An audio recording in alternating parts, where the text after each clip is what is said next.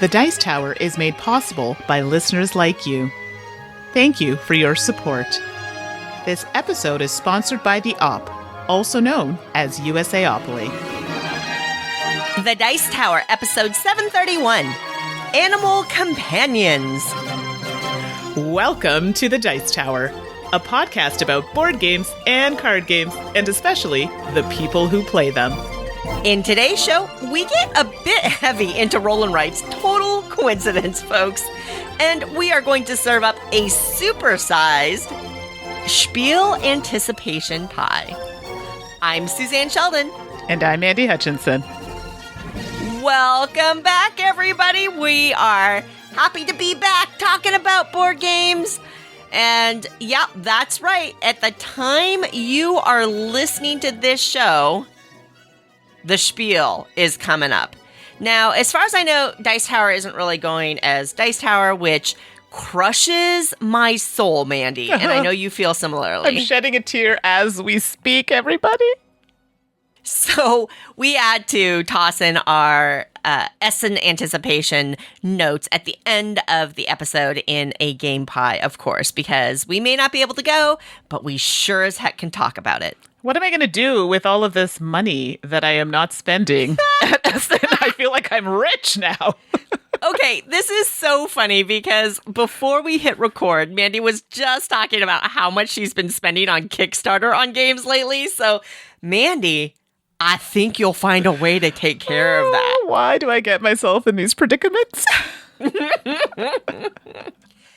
And hey, folks, randomly, I just wanted to let you know that one of the manufacturers of board games that a lot of folks out there use, Panda Games, well, they're hiring. They're growing. Obviously, the board game industry is growing really fast, and Panda they've got multiple job openings, and they're really looking for people who are passionate about games and know a lot about games, obviously have the right skill sets, but it's kind of a unique niche, right? These are like full-time salary jobs, work from home jobs, and for what it's worth, they also really encourage being inclusive and diverse as well. And so if that kind of thing might interest you, and I'm betting it does, they are taking applications through October 29th, and you can visit their website, pandagm.com/careers, to see what's there.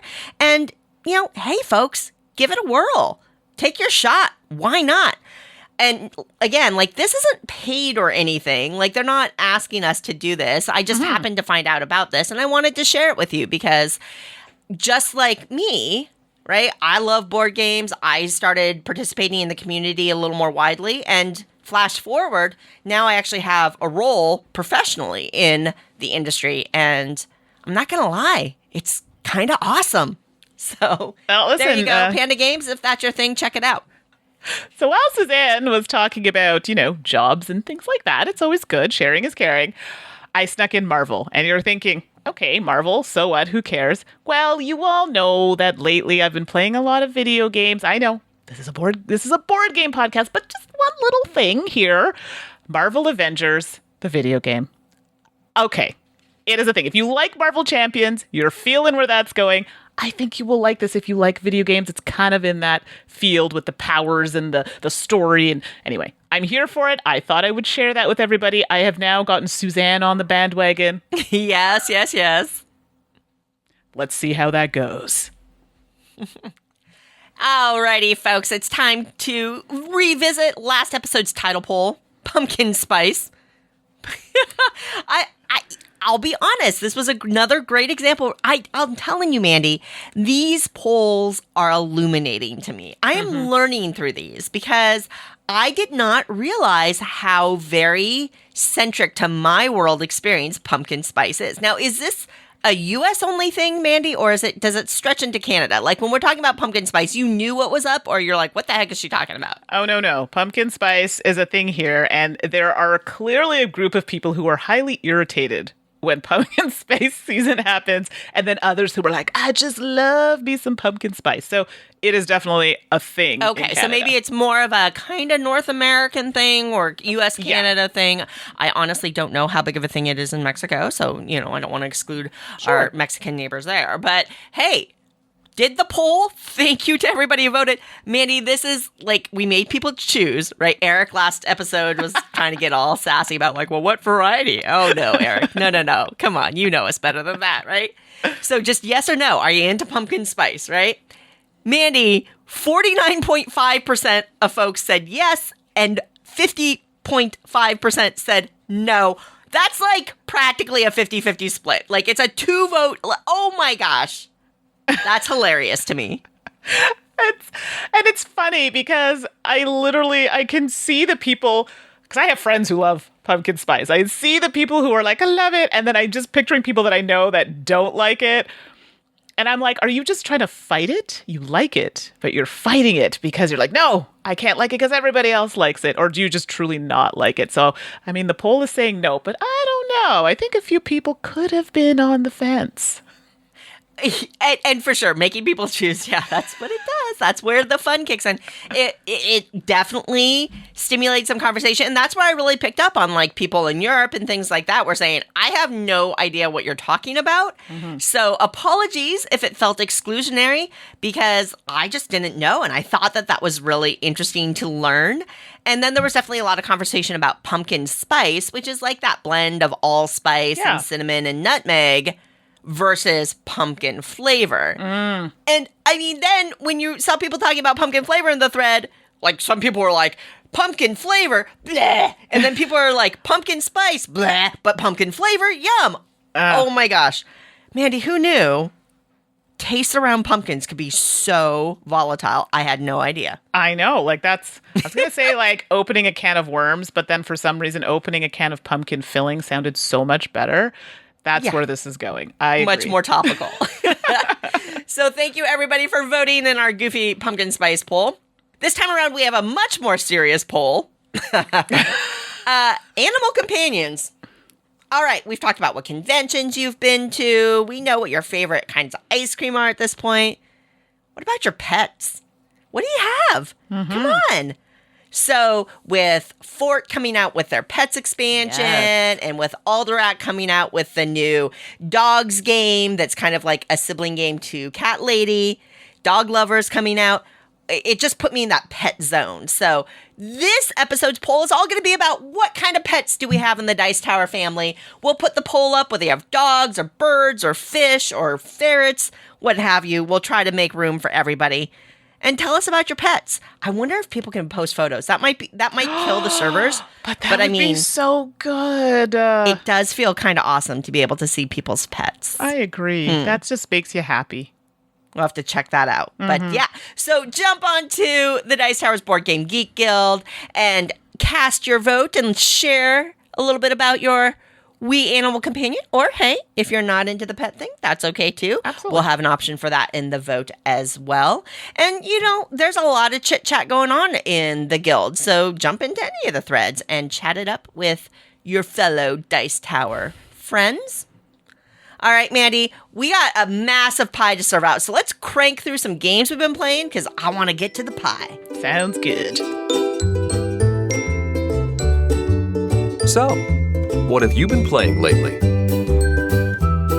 Well, I don't know. These past couple of weeks, I've been playing a lot of older games that we reviewed. I taught some friends Clank and Azul and Century Spice Road and Shipshape. So many games. Oh, that's so great. Yeah, it was great. But I'm trying to like sneak in some of those new ones so I could talk about them on the podcast. So one of the ones that I was able to try with friends, we played this a few times, was Durian Dash. For all those who are familiar with it's a fruit, I'm assuming, durian. It is delicious, but woo-wee, it has a very specific smell. Yeah, I've never had the opportunity to try it, but I've heard tale. Is good. So don't discount it. Just saying, you need to try. Because someone had asked why this game wasn't like a scratch and sniff. I'm like, oh, that's funny. No. So David, I think it was David's now wife. So congratulations, David.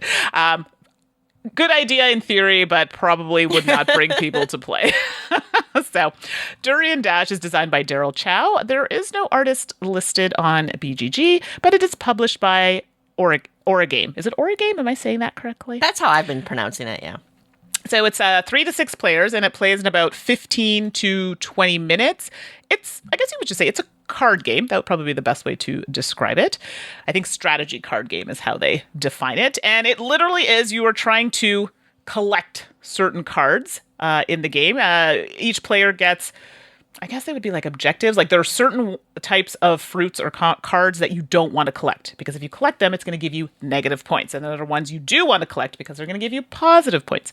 Now, some cards have slightly different variations. Like they might have 2 fruits listed on them that you can get or not get, and they're interchangeable for points.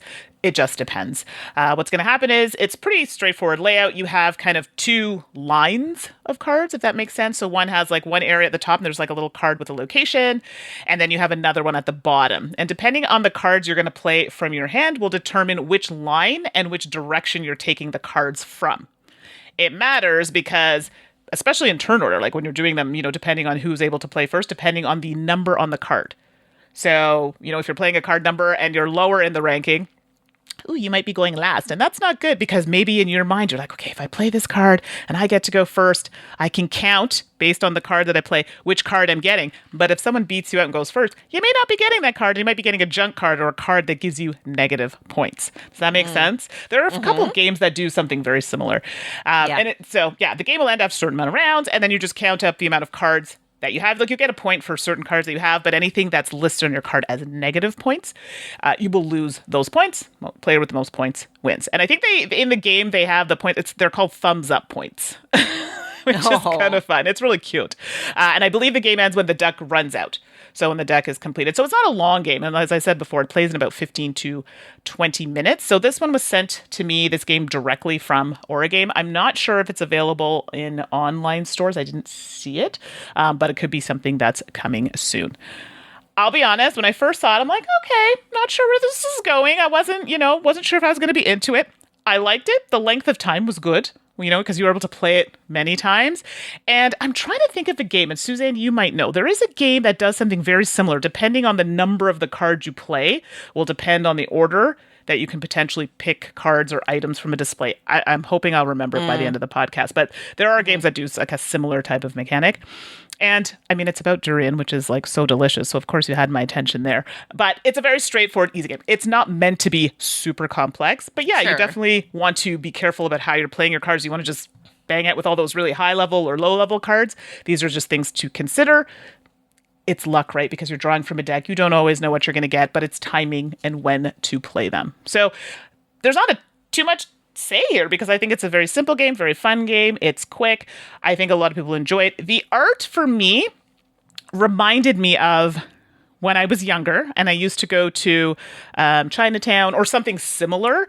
And it reminded me of, and some people might know this, they had these bags, and I don't know if it was like peanuts or something. They were like coconut covered peanuts or like those kinds of treats in those kind of like gold bags or like kind of tubes with like the gold and yellow on them. Like, it reminded me of that kind of market style. That's the kind of art for me that touches home, because I grew up with that or around that. So I was like, I like this a lot. I don't know if everybody will appreciate that as much, but it brought back some memories. So Durian Dash, a delightful little game. I liked it. Interesting, because the first game I had on my list is actually a little card game where you're collecting cards. And it's not just durian, it's a variety of produce. But this is just a little bit of like thematic similarity that I was not expecting. So that's cool. Nice. Because first up for me is a game called Tucano. Now, those of you who listened to our last episode, I talked about a game called Papageno from Helvetique, which was kind of a miss for me. But I did say that there was another new Helvetique game that I played that would be the other direction. So here we go with Tucano. This one's designed by Théo Rivière. The art is by Odile Sagiat, and it is published by Helvetique. This is another one of these small box games that they produce. It is a card game. And in this case, the cards have a variety of different produce on it. So you'll have a pineapple card, a pomegranate card, a lychee card, an avocado card, things like that. On each of those cards, there's some iconography that indicates how those cards score. And ultimately, you're just going to be going through the game, collecting these cards, laying them out, and then you score all the cards. And so, for example, some cards may score the more that you have, the better they score. Right. Or some cards, like the pineapple, the more you have, the more negative points you'll get. So, hey, we want to avoid pineapple. But then you have the pomegranate, where if you have the most pomegranates, you're going to get a point for each. But if you have the fewest pomegranates, you're going to lose a point for each that you have. So there's a little bit of bite in this game, which I really, really like.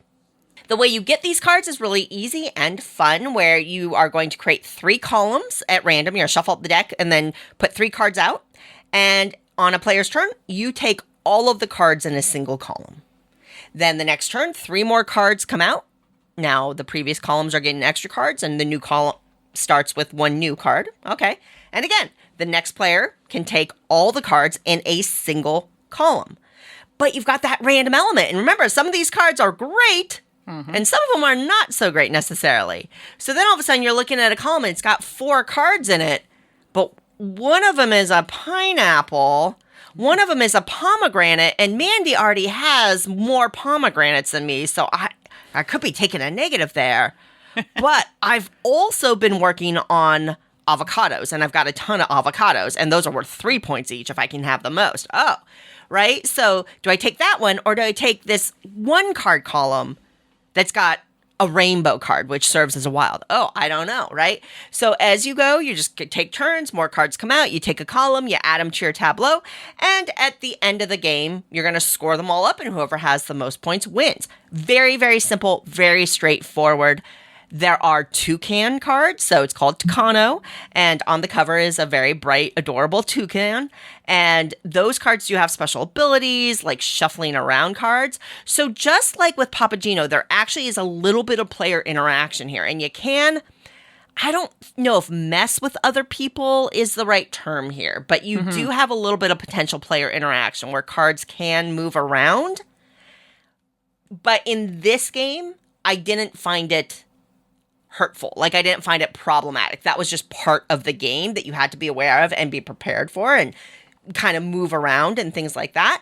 Right. So I really like Tucano. This one was a hit. The art is, again, just like all of Helvetique's games. It's just got a great aesthetic to it overall. The art is kind of goofy and fun. Like, all the fruits like have little faces on them. It's hilarious. And I think that some people will compare this to Sushi Go, and I think that is a fair comparison in terms of complexity, but the way you get the cards is very different. That column choice becomes very compelling. I love that element of the game because you can't control what goes in those columns. You can only control what you take, and that really does drive some challenging decisions, and a lot of the game is right in there. And I like waiting for those opportunities to get toucans and maybe swap some cards around or things like that. Randomly, this random note, this is going to take up more table space than you think. The cards are so small, and like the deck box is so small, but all of a sudden you shuffle them up, and as you're getting more and more of these fruits, and you kind of try to lay them out side by side, the different types of fruits, all of a sudden you realize you're taking up like 2.5 feet of table space in front of you, but that's okay. You can, overlap. It's not a big deal, but that was a random thing that I noticed when we played a couple times. But Tucano, I really enjoy. Light, quick, straightforward, definitely has some interesting choices in there. Just a bright, fun, approachable game that was a big hit for me. So that's Tucano. And is this one easy to get here? Or sorry, let me rephrase that, because not everybody lives in Canada, Mandi. Is this easy to get in North America, or is it more Europe? Helvetique is now distributing through Asmodee. So wherever Asmodee distributes, you should be able to get a copy of Tucano if you are so interested. All right. It sounds fun. I mean, I feel like we were hungry when we made this list. Seriously. Just saying. But I think I'm about to break that very shortly. All right. So I've been on like a card game, roll and write kind of thing the last couple of weeks. Just shorter games because I've been teaching friends some, not old, but older games that are not as new. So I decided to try one here now that is a tick and write. I think that's a new one for me. Shadow of the Obelisk. And this is designed by Filip Glowacz. Art is by Jakub Fajdanowski. And Zbigniew Umgelter, and it's published by Board and Dice. And I believe, correct me if I'm wrong, Suzanne, Philip did Mandala Stones? I think, yep, you are correct. Good memory. Yes, and Mandala Stones is such a good game. I know we've both enjoyed it. I think we both talked about it on here, so a really good game if you haven't tried it. So Shadow of the Obelisk plays 2 to 4 players in about 15 to 25 minutes. I am not sure where this is purchased because the version that I have is just like a prototype version, but I believe it's been out for a little while, like a year or so. I could be wrong. So as far as I know, they haven't printed up like a big production of this. It's just something that you could buy in basically like a print and play series from them. Okay. I didn't realize. So you can order it directly on their website. Perfect. See, there you go. See, this is why Suzanne is here to, tell us all the things we need to know about any type of got your back. blank and write game. So yes, awesome. So this is a tick and write, as I mentioned before, and the goal is to build, an obelisk, like it says in the name. And it's inspired by Takano, Obelisk of the Sun. So if you're familiar with that game, which we may have talked about on here, because I definitely played it, it's possible we've talked about it, is a game that I, enjoyed, and it definitely has a lot of the same kind of feel to it. So making an obelisk, that's the thing. So what's going to happen in the game? You have, your usual pad, you've got your pencil, and on your paper that you're using, you're going to have an area where you can kind of draw, and I don't know if like hieroglyphs would be the right word, but symbols. Let's go with that because I'm not 100% sure. So we'll say symbols. You'll have a wall of symbols to the right, and it's in a little square, and they're kind of highlighted in different colors, like a light brown to a medium brown to a dark brown. Then you'll have an area where you're going to be able to draw these symbols. And then on the left-hand side of your sheet, it's a small sheet, you'll have kind of 3 levels of squares that are empty. So 4 little squares and a big square. And you can actually put symbols in those to use later to get points and get set like an additional action. So on your turn, you can do a couple of things. You can build you can do one of these things on your turn. Not all of them. You can build the obelisk, carve symbols, or scribe a scroll. So scribing a scroll is probably the easiest one. It's the one that kind of hangs out with those empty squares that I was talking about. And those are where you can fill in certain symbols, and they're going to allow you to get an additional action. You are going to be using the symbols on the wall in order to do that. The problem is the wall doesn't have unlimited symbols. On your sheet, when you use certain actions like carving the symbols onto the sheet, you have certain shapes that you're going to be using. You're like, well, how do I know which shape I'm using? There are these tokens that come out. I think there are 3 of them that are out, and they have arrows that tell you which way they're going to be turned. And what's going to happen is the player decides, I'm going to do this tile, and they have different polyomino shapes on them. So the player turns it. The one that they want is at the top. I'm going to take this, and it could be a square. It could be like an L or whatever. And then the one at the bottom is the shape that every other player gets. So when other players are taking that and they decide, I'm going to use some symbols from, the wall of symbols I mentioned before, you have to do it in that shape and then transfer them onto your actual wall that you're trying to build. Okay. Well, I know that's easy enough. It gets tricky. You're trying to get symbols that are different in your, this is where I screwed up, it's columns or rows, but you want to have differences. And then there's the other way where you want to have similarities, because you get points based on differences and similarities, depending on if it's going vertical or horizontal. So you want to not try to have doubles. Also, spaces that are empty, right, don't count for anything. And you also need to have a base for things to be built on. So you can't build on emptiness. When you get to a certain line on your wall, certain areas of your symbols are no longer available. So you want to build your wall, but you don't want to build it too quickly, because then you've now blocked a whole section of symbols that you cannot use. And the whole point of the game is to get symbols in your wall to get points. Here's the kicker.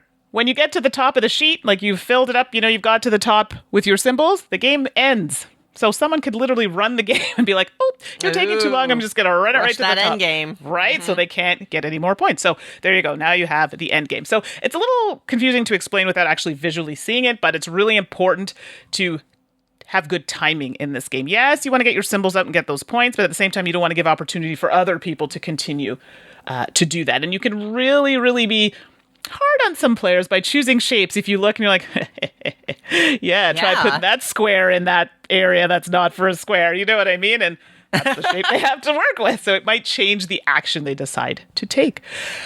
At first, when we played it, it's not a hard game, but have you ever had a game where it feels like it shouldn't be that difficult for you to grasp it, but you're just like, okay, wait, what do I do here again? Oh, wait, I don't really remember. Wait, let me look at the rules. Have you ever had that feeling with a game? This is how I felt in the beginning of this game. Like, I read the rules ahead of time. We started playing it, but I felt like there were times we had to like, okay, let me check this in the rulebook. Let me go back. After a few turns, it was better, but it just felt a little clunky at first.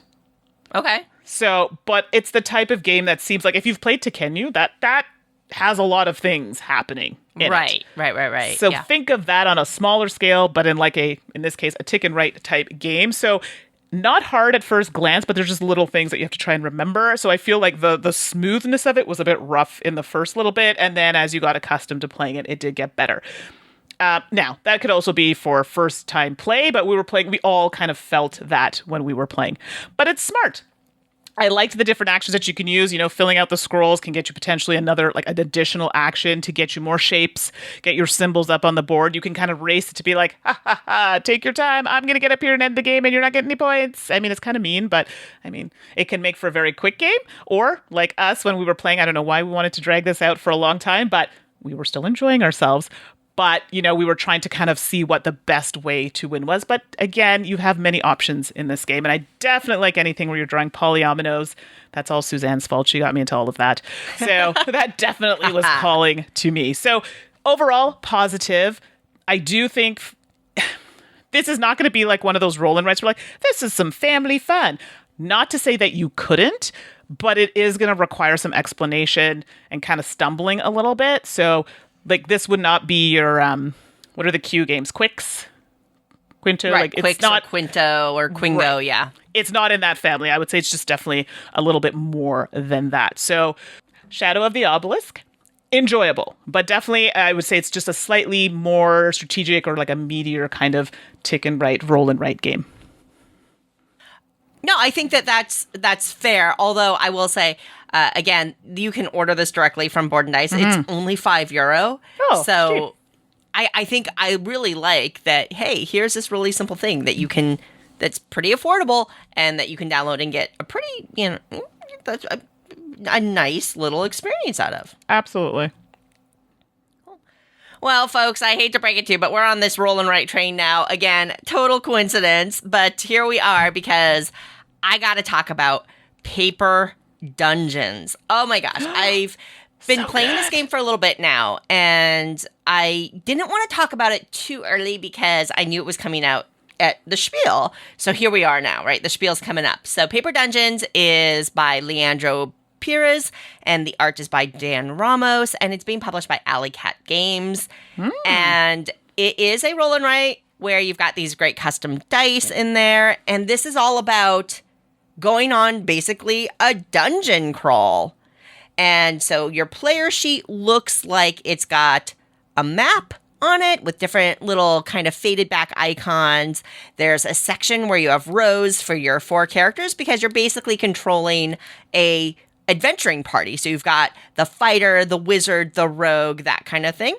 You've got a health tracker column, you've got treasure rows, you've got gem rows, you've got bonuses and potions, all sorts of stuff going on this sheet. Okay, so it's pretty busy looking, but once you get into it, don't worry about it, not too bad. Gameplay is pretty simple because you're just rolling dice. I like this game because it has that simultaneous action thing where everybody can take their actions off of a single die roll. So there's not a lot of downtime, which is great. And so the dice are going to get rolled. You are going to, well, if skulls roll, you're going to take some damage. But then on your turn, you just get to take 3 actions. Maybe you're going to level up one of those heroes. So you're going to tick up the wizard. Or maybe you're going to craft one of those artifacts that gives you a permanent boost and bonus and new ability. Maybe you're going to get some potions going on so that you can heal up all that damage you're taking. Or maybe you're going to start to explore this dungeon and wander around and take a couple of movements there. Whether you're going around the rivers or running into the monsters or things like that. We'll talk about that in a second. Mm-hmm. There are monsters on the map. And what's interesting is that when you encounter a monster, you quote unquote fight them, which is really just a stat match. So there's a little number on the monster and specific party members have to take on a specific monster. So maybe the wizard has to take on the ghost, that kind of thing. And you always win, no matter what your stats are. But if you're equal or higher, you don't take damage. If you're a lower value and you run into it, you take damage. I really like this because you don't get blocked in your pathing. That's a good thing in this game. So I like how they did that system. You can make the choice. I really want that efficient path, so I'm going to go through there and I'm going to take the damage and deal with it. So that's kind of a cool thing. There are traps on the map. There are also 3 specific big monsters or boss monsters on there as well, because that's another part of this game. There are 3 levels of monsters, and you're going to randomize it, and you're only going to deal with one of each level in a game. So there's some variety mixed in there. And once you hit these big monsters, as you go through the pacing, you're going to try to fight off the big monster. And you're combining your party skill points, and you're looking at the monster stat card, and you're trying to figure out if you can beat it. Everybody fights the monster separately and quote-unquote beats it separately, but whoever does the best against the monster will get a bonus and that kind of thing. And you go through and, hey, after a set number of rounds, the game's over. So it's pretty predictable in a playtime. It's pretty quick to play, and I like that element of it as well. Hey, overall, Paper Dungeons, really solid roll and write game. It's got a lot going on, and I did find it intimidating to look at first, but as soon as I got into the flow, it all made sense. I love that we can take our turns at the same time. We all just deal with the roll. That's always been one of the things I love about roll and write games, that everybody has the same choices, but everybody makes different choices, and by mid-game, everybody's sheets looks completely different, and I think that's so awesome. I like the balance of choices they present. Part of the reason why the sheet looks so busy is it's giving you more things to choose from. And I like that in this game because, hey, Mandi, if you're going to boost up your rogue and try to unlock the rogue's ability, meanwhile, I've tried to spread my power throughout my characters and create a balanced team, that adds some diversity in how we're doing it. Absolutely. The game includes these map cards. So at the beginning of the game, you can shuffle them up and pick one, and then there are a few marks you make on the sheet in terms of adding an extra wall or stuff like that, and then everybody plays the same way. The thing about that is that a variant that they offer is that you can go through these 12 dungeons one at a time as a campaign mode. Oh, nice. So that's kind of cool.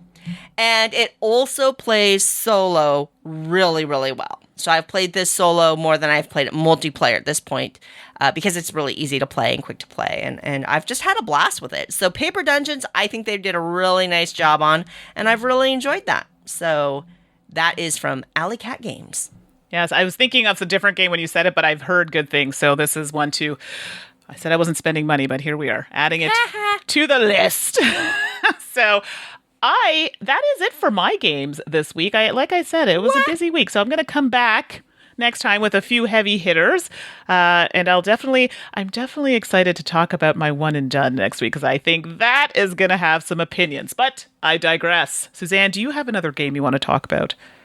Sure, I'll throw one more in, and yes, it's going to be a roll and write, but I also have a one and done, Mandi, so maybe next week we'll have to shove that in, huh? Absolutely. All right.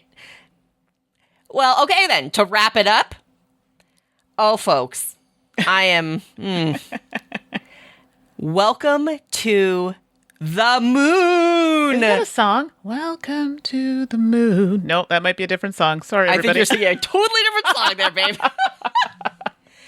So Welcome to the Moon is the next in this line, I guess, of games that started with Welcome to the Perfect Neighborhood.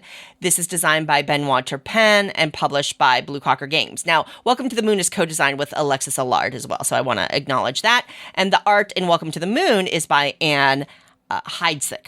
So Welcome to, oh man, when that game came out, it just blew my mind. I loved it so much. It was a card-based roll and write where you flip and write, whatever you want to call it, where you had a number on one side of the card and the back of a card had an icon.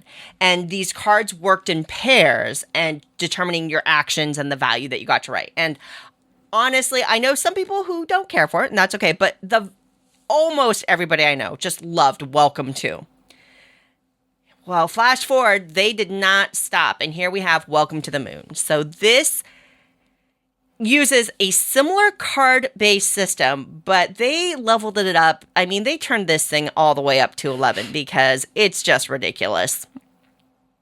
You go on this stellar space journey with Welcome to the Moon. And I mean that because it has a campaign mode in it that takes you through 8 different sheets. So this game comes with dry erase sheets. I really like the quality of them because I don't like the thicker dry erase boards. It's just a personal quirk. These are more like sheets that are laminated but very sturdy. There are 8 of them, so you're going to get a bunch of double-sided ones, but there's 8 different levels that you can play through, either as individuals or it has this big old campaign book that you can go through, in which after you finish a sheet, whoever won that game, they open the campaign book and they read the results and they make a decision that impacts what you go into the next game with. What? Oh my goodness. At the same time, and I don't want to spoil anything, so I'm going to limit what I talk about in that element because there are definitely some surprises that I wasn't expecting, and I love that they did. And it's it's very cool. It's a little bit more than what you see when you first look at the game. I'll put it that way. Right. Of course, you can also just play the game individually, where the cards, again, have a number on one side and an icon on the other side, and it's hinted at, right? So you can kind of know what's coming up in the next round, which is a hallmark of the Welcome to Game series, and they maintain that here, and it works great. Mm-hmm. So maybe the first sheet is the launch, and you've got a sheet that looks like a rocket ship, and again, you have to insert your numbers in ascending order on all the, they have a variety of different rows here, and they match the icons, so you're making choices as you go. You have to fill in rockets so you can shoot, launch your rocket off into space. Cool. The first one I will say is very simple and not my favorite because I'm used to a little more complexity. Mm-hmm. But hey, on the other hand, it does a nice job of kind of easing people into that ascending mode. Right. So that's cool. But then I'm telling you folks, as you dig in, they definitely take some, it's interesting how they mix and match and how they use the same core to do a bunch of different things in this one box. You're going to end up with a grid where you are trying to make your numbers ascend left to right, but also bottom to top. Right. Okay, that broke me a little bit. There's one where you're digging for resources and you're going down and you're unlocking gems, which impacts the towers above, all this other stuff.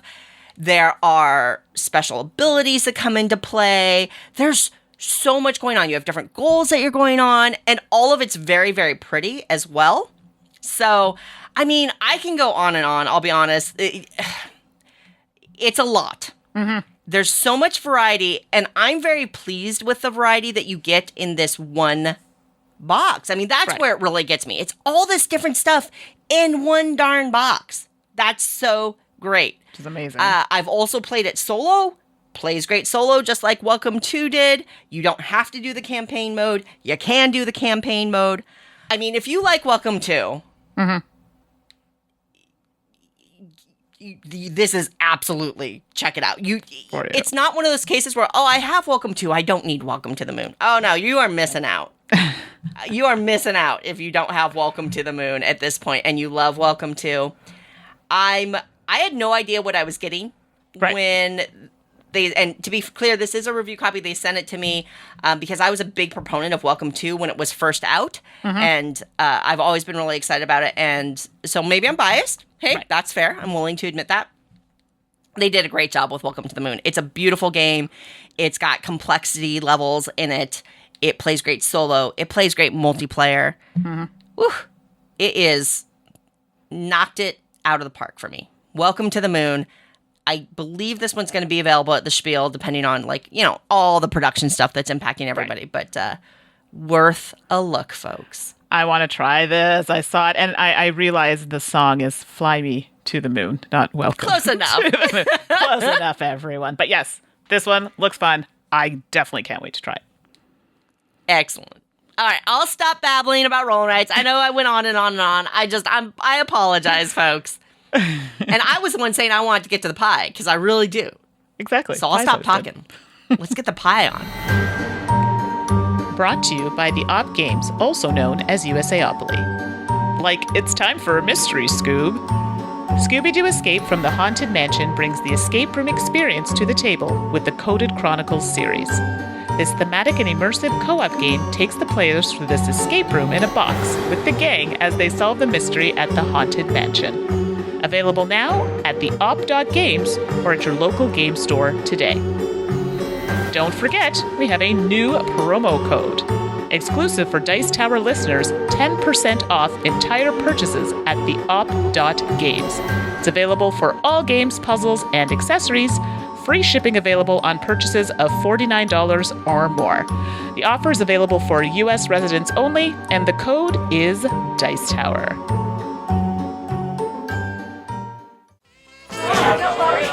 Order up!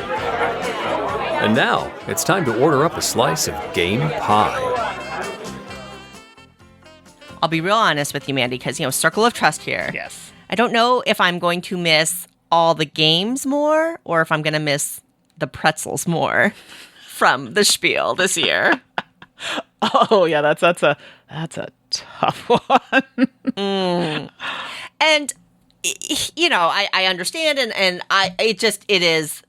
missing Gen Con, okay. Missing Origins, okay. Mm-hmm. Missing Essen, like a stab. It just hurts. So to everyone who gets to go to the Spiel, I hope you have a fabulous time and share lots of stories and photos about all the gems. Because, Mandy, we went through the wonderful list that Board Game Geek puts together every year. Right. That makes it real easy to scan what's going to be at the convention. But let's face it, sometimes some of the best gems that we found are the ones that were kind of low key, and you just stumble across them as you're walking through the hall. So I'm definitely sad to miss that element. Exactly. That said, there are a lot of great games or interesting looking games that are coming out at Essen or will be available at the Spiel for the first time compared to, say, what we have available over here in North America. Right. So there's just too many to fit into one pie, folks. That 3.14 set just wasn't ain't gonna going to do it this time. This is like double helping. And in Canada here, it is a holiday. It is Thanksgiving here. So I feel like generous helpings were required this podcast. Absolutely. So enjoy this supersized double helping of game pie. Mandy, why don't you go first? We'll go back and forth. We've got a little bit of overlap here, but not much. And just give me the highlights, Mandy. All right. So the first one I have on my list here, and let's be clear, I'm one of the people that looks at the list and go, okay, this looks good. I think I would like this. So I'm not going to get into like a deep dive here. I just have a feeling that I'm going to like the game. So Arkwright, the card game. Now, I actually backed this on Kickstarter. I'm not sure if it's a little late or there's just shipping difficulties, but I believe I'm hoping to get it soon. I really enjoyed Arkwright, the game, but it was hard to get to the table. Like it was an intense learn, which is fine. I don't mind that at all. But it definitely was a game that you would need to dedicate some time to. And I'm hoping that Arkwright, the card game, has a similar kind of vibe because I think it's not a short game. Even though it's a card game, I still think it's upwards of an hour and a half. So definitely I'm hoping that some of the elements are kind of similar, but maybe in a more streamlined manner, I guess, so to speak. So quickly, I know we have a long list to go through here, but just because you're like, well, what about this game? What's so, 3-second little thing here. It's in the game, you're running a business. And I believe you're trying to give workers and you're trying to produce in different factories and sell the goods. I don't know if it happens during like Industrial Revolution or something along those lines, but I believe the original one was somewhere in that period. So just to give you an idea, if that's not a theme you like, then this might not be the game for you, but it had some really interesting mechanics, the base game. So I'm hoping to see more of that in the card game. Okay, that's done. Sorry, that was a very long explanation for a smaller game. I'm glad you're excited. First up for me, Shinkansen Zero Kai. This is being published by Ludonova, and really what caught me on this one are the designers. It's Llama Dice. Well, who's Llama Dice? The designers of Red Cathedral. Yep.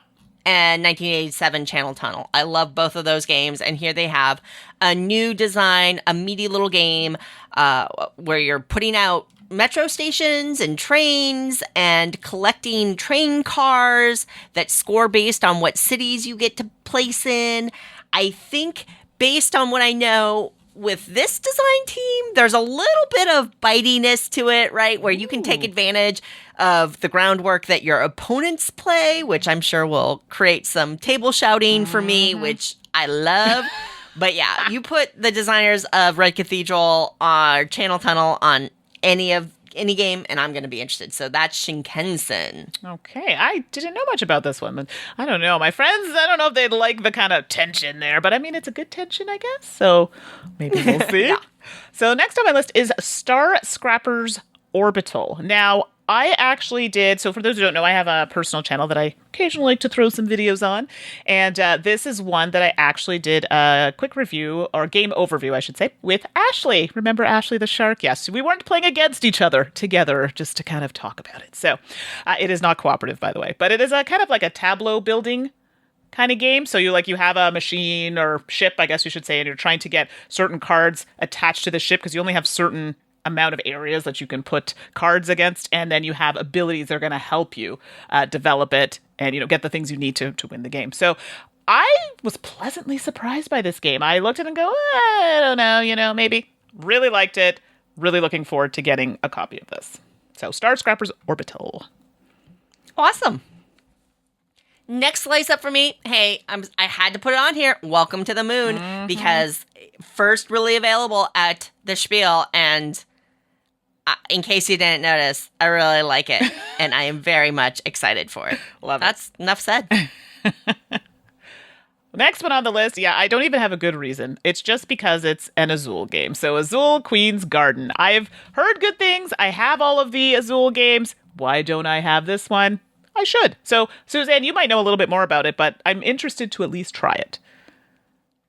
Yeah, I'm in the same boat. Now, I know a lot of people have already gotten to try it at some of the more recent conventions, but what I have heard about it is it's kind of taking that Azul, I don't want to say formula, but kind of the Azul magic of the tile lane and taking it to the next level in complexity and challenge. It uses hexagonal tiles instead of kind of the diamonds that we've had or the squares that we've had. So they're obviously exploring with that space. And again, as always with these games, it looks gorgeous. So absolutely, I've really enjoyed the Azul game series overall. And when you say it's going to kind of level it up with complexity, right, I'm in. Yeah. So that was also on my anticipation list as well. Very excited. So, and it looks pretty. Okay. The next one I have listed is It's a Wonderful Kingdom. So there are other ones. It's a Wonderful World. Is it? I know Lucky Duck Games picked up the others. Is it still? I don't think it's listed under Lucky Duck. I don't know of any plan for this at this point. Okay, so I'm not really sure. I mean, I like the series of the other ones, and so I'm hoping this is something similar with like a twist or a little extra. So again, it's one that I kind of quickly glanced at. Said, oh, this looks interesting. It's, same kind of look as the other ones, but I'm hoping just maybe some more twists in the game. So It's a Wonderful Kingdom. Looking at least to try it. I'm interested in trying it. Next slice, and this would normally be the end of our pie, but hey, we've got more coming. But for me, 1923 Cotton Club. This is coming from Looping Games, and I've talked about Looping Games before, but they have this series, 19XX. They call the 19XX series. And these are historical-based games with a wide variety of settings and a wide variety of mechanisms, but they are universally packaged in these kind of compact boxes, and it packs a ton of game in that small box. I love the series, so anytime Lupin puts out another one, I'm gonna be on it no matter what. Right. And this one is about 1920s jazz culture. That's fun. It is, I know, Mandy. It is a drafting and worker placement game mechanically, and I mean that's what I know about it at this point. Typically, Lupin games or 19XX are well researched historically, so I'm hoping that they'll be respectful of the time period and the setting that they take place in, and I have a pretty high degree of confidence that mechanically they'll be really compelling. So that is 1923 Cotton Club. Nice. I totally missed that one. And it's about music. I am here for that. The next one on my list is Nico Harbor, the card game. Surprise! I backed this one. I mean, I had to. I have another one of their games. Me too. And it's so cute. And I think that one might be on a little bit more complex than this one, but as the title states, it's a card game. And I believe it's drafting happens in this particular one. If you haven't checked it out, go check out the art. The other game that they had, the title's escaping me at the moment, but they did have another game that I owned that I was able to try. And I think it had penguins in it, if I'm not mistaken. But it definitely had a bit of crunch to it. And I think this one will still have that, but it is in a card game format. So definitely interested to see more about it. For those who don't know me, when I look at Kickstarters and games, I just do a quick glance. Yeah, that's cute. I like the components. Yeah, the rules look kind of good. I'm going to get it. So Nico Harbor, the card game, is one that I'm very much looking forward to getting to the table. Yeah, me too. I backed this one as well. And another slice of the Spiel Anticipation Pie for me is Luna Capital. Now, this is another one that I've definitely already seen some folks have their hands on through conventions and whatnot, but published by DeVere, and it is a drafting and tile placement game.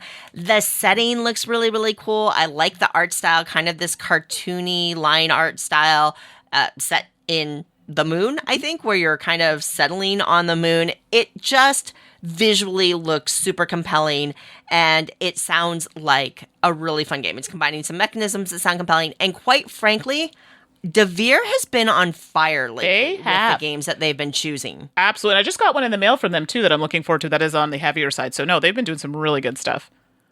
Yeah, so I'm excited to check out Luna Capital.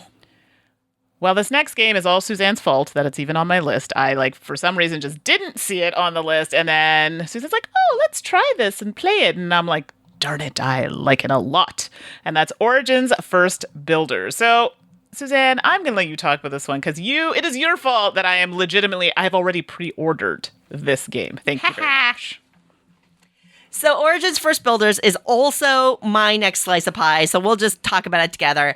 This is published by Board and Dice Games, and it is a worker placement game that you use dice as workers. There's a dice aging mechanism in here, and it's a bit point salad-y because there are tons of different paths that you can take, whether you're building up your little civilization with tiles and trying to aim for scoring down there, or where you take your workers and you place them up on this rotating area where the dials rotate and impact what dice you can put out there. There's a track that you can go around to earn money and things like that. There's so much going on in this game, but thematically, I love the story behind this game. It's like, what if aliens helped human culture advance? Yeah. I mean, I'm in. I loved it.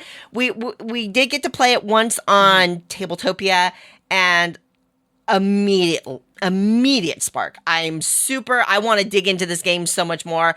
I'm sad I don't have a copy of it right now because I am stoked to play this, and that is Origins First Builders. Yes, and if you didn't know, I'll repeat it. You can get it on pre-order. I pre-ordered mine with Ashley on Board Game Bliss. Thanks, everybody. All right. Well, next up on my list, this game had been circulating. There was talk of it circulated. I think it was on Kickstarter. I didn't back it. It's called Furnace. And this game is an engine building Euro game. So, I mean, yeah, it's definitely in my wheelhouse of I like these types of games. And it takes it takes place in that whole kind of industrial corporations, revolution, that sort of time. So, again, similar type of theming. This game, I was unsure because it has auction bidding, which is not really a thing for me, but I feel maybe it could work here. So definitely, Eurogame, it has cards, you've got board, you're placing things on the board. So I'm curious to see how it works in the game. I haven't played it. I don't know too much about it, but I'm looking forward to trying it. That one's definitely on my watch list as well. I'm hearing great things about it. So yes. My next slice of pie is Caesar. Seize Rome in 20 minutes. What? This is the sibling game to Blitzkrieg, which I have very strong positive feelings about. And so when they said Paolo Mori was going to do another game and make this a series, hello. And this one looks great where you have It follows some elements similar to Blitzkrieg, where you have tokens that you're drawing out of bag and you place them on a board and you make decisions with the tokens you get. But it is different. These tokens have when you flip it over, the circle has 2 halves with different icons. And then when you look at the board zones have these different icons on them. So you're going to be placing your token and the icons have to match the 2 halves, the 2 territories that they overlap in, which is super clever and interesting to me. And then it is kind of this area control where you're going around putting these tokens and trying to control these different regions. I loved Blitzkrieg. Caesar looks fabulous. Palomori is a great designer. I am so excited for this game. I can't even tell you. So Caesar sees Rome in just 20 minutes. I think it took Caesar longer than 20 minutes to rise to power, but it could be wrong. Well, the times are changing, eh? People want things faster, and I'm sure they've found a way. Right? Yeah. So the last game on my list is 10. No, it's not number 10. The game is called, anyway, you get it. It's 10 is the name of the game. And I played this with Ashley and Suzanne. I don't know what is my deal, but it's push your luck auction game. Like, what? Maybe I'm just changing my mind, or maybe someone is doing something better with the whole auction mechanism. I'm here for it. So I like the colors in the game. I like the concept of the game. And I think players are drawing cards, and then you're trying to add as many to your kind of display to a value of 10 without going over. I think that's something along those lines. Yep. I know Suzanne knows the rules a bit better than I do on this one, but it's a smaller game, but fun. I really liked it. And now I'm cheap when I do auction games, and that's probably why I don't do super well at them. I never want to spend anything. And then when I do spend it, I just spend everything, and then I have nothing. Did I win that one? I don't remember. I don't think so. I think I did very badly. I don't think so, honey. Sorry, sweetie. It's okay. I have time to make up for it. So 10, it's what I'm looking forward to. Little game, toss it in the bag, play with lots of friends. I'm here for it. That's a good one. And to wrap up our supersized game pie, Spiel Anticipation Pie, this is my where did this game come from choice. Raccoon Robbers. Now, would I be attracted to a game called Raccoon Robbers without more information? Normally, probably not. It's from Pegasus Spiel, which I like as a publisher overall. Mm-hmm. But as I'm scrolling through this list, the name Klaus-Jürgen Ried came up. All right. Oh, okay. I see what you're doing, Pegasus. I gotcha. So, yeah. Raccoon Robbers instantly jumped onto my interest list. Of course, if you're unaware, Klaus-Jürgen Ried is better known for his little game called Carcassonne. So, just a little thing like that. And quite frankly, Klaus-Jürgen Ried has designed a lot of other great games. Bali's really good, all that kind of other stuff. And one of my favorite hidden gems that I've ever found at the Spiel was actually also a Klaus-Jürgen Ried game that I had no idea was coming out called Blocks. And Mandi, you were with me. Remember, we were walking around, we came to this booth, we're looking around, and we're like, what is this? This looks like it could be a roll and write. Picked it up, and yeah, this is Klaus-Jürgen Ried's take on kind of the polyomino roll and write game. I still love Blocks. Great game. Total hidden gem of that Spiel. So I'm throwing in behind Raccoon Robbers from Pegasus, just because it looks like it's a push your luck game. It's got a lot of components. It's got like some 3D cardboard components going on, and they're saying it's got push your luck, and you are raccoons vying to stay in the field, and you can kind of nudge other players down to lower places depending on the hand of cards that you're using and things like that. I don't know. I don't care. I'm going to find a way to get this game no matter what. So I'll tell you all about it once I do. That's Raccoon Robbers to wrap up our Spiel Anticipation Pie. That definitely wasn't one that came to mind. But hey, you know what? Stranger things have happened. Look at smartphone. I watched my smartphone when we were at Essen, and I was like, oh, is this a party game? Oh, no, not for me. Sure, right? The art on the cover was kind of interesting. Right? And then come to find out, not a party game. So good. So, hey, I'm not here to judge. Well, there you have it, folks. That's our list of games that kind of caught our eye for the Spiel. Now, every episode up on the Board Game Geek Guild, I believe Andrew is helping kind of recap the shows with the show notes. Thank you so much for doing that, by the way. But please reply in that thread when the post goes up and let us know what Spiel games you are looking forward to. Quite frankly, our lists could have been a lot longer, but the pie's only so big. Well, this is it.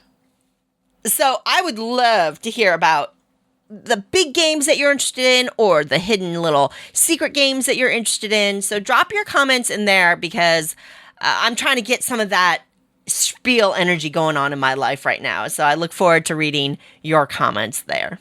In the meantime, if you got questions, now Mandi, Yes. rumor is you and only you, not me at all, of course. Oh, no, never me. Sure. But only you are behind on email. That's the rumor. Yes, and I'm sorry, everybody. The day job is just working me extra hard, getting this promotion, and, well, they're making me work for it. So I wanted to say I have been receiving your emails. I have read them.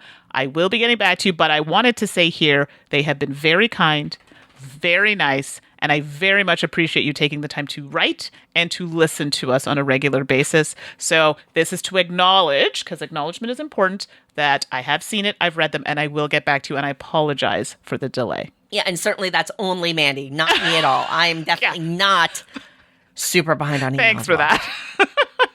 But if you would like to add to the list and give us a chance to give us some time to reply back, please email us. I'm Suzanne at dicetower.com. And I promise to get back to your emails ASAP. Mandi, it's just Mandi with an I, at dicetower.com.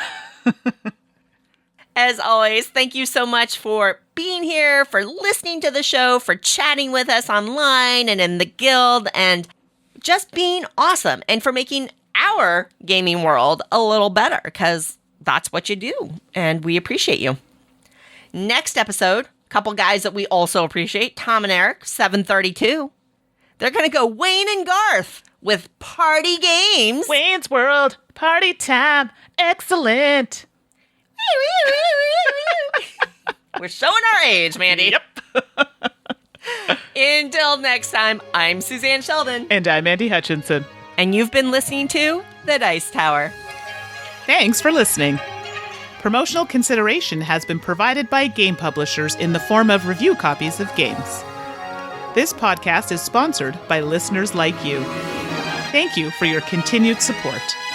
And speaking of support, the Jack Vassell Memorial Fund is an organization dedicated to helping gamers in need. Learn more about the fund's mission and how you can help at jackvassell.org.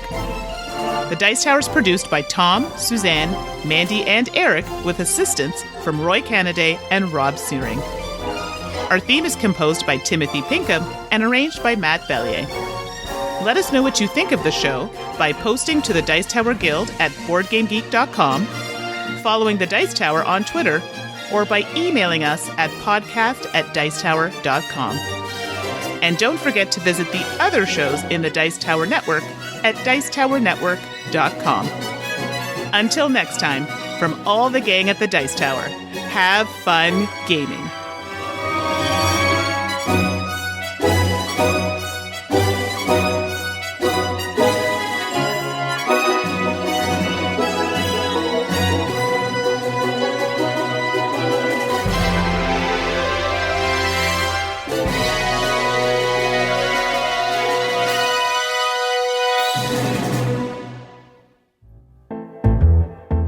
All right, everybody, it's that time again for Two Truths and a Lie, and I'll go first.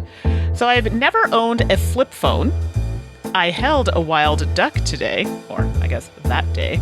I prefer sunny days to rainy days. Well, if you said I held a wild duck on the day that I talked about this, I did not. I've held many a wild animal, just not a duck. What about you, Suzanne? Mine was so silly. I don't know what to say to that. Okay. So random, but I was having a moment. I was having a moment. Last episode, I say I've worked on a Jason Aldean ad, I've worked on a Ryan Reynolds ad, and I've worked on a Robert Downey Jr. ad. And the lie is that I've worked on a Ryan Reynolds ad. And I'll tell you, Mandi, guess how many rounds of revisions we had to do on the Jason Aldean photo shoot on one photo so that he looked skinny? Guess how many? But 5? Hey, 68. 68 rounds of revisions. Add a little shading there. Add a little shading there. See, everybody? So Oh, boy. if celebrities got to do it, don't feel bad about yourself. And we do this every day. Come on. So I hear you. Oh, goodness. So new this episode. Here we go. I was feeling a mood today. So because we record on Sundays. So on Sundays, I do nerdy stuff. I clean the house. And I decide to watch a movie. Which one of those is untrue? I do a lot on Sundays, so we'll see. Suzanne, what about you? Nerdy stuff every day. Whatever. That's fair. All right, new for me this episode. In Slay the Spire, I've beaten the heart with the Defect, the Silent, and the Ironclad. Ooh, that is some good stuff, because I don't know how far I've gotten, so good luck, everybody.